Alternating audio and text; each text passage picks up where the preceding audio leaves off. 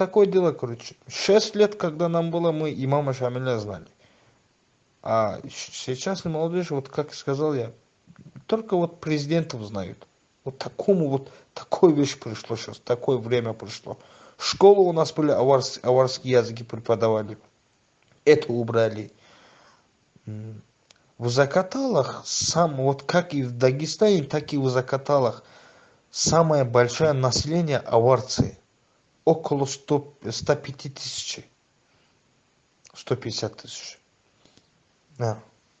Вот, а многие скрывают нашу численность. Не хотят.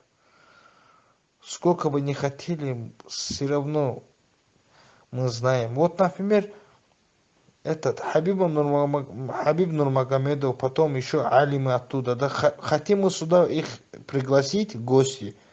Власть не разрешает. Вот видишь, какая ситуация у нас тут. И потом говорят, что закаталинские, цорские аварцы боятся. Тот, кто говорит, ты боишься, езжай сюда, месяц тут побудь, мы тогда посмотрим, кто чего боится. Мы не боимся просто. Нам просто не дают жить. Если что-то не так делаешь, во дворе у тебя 10 полицейских стоит. Один не может прийти, и двое тоже не могут, боятся. Ну, 10-15 человек идет. Вот такая ситуация.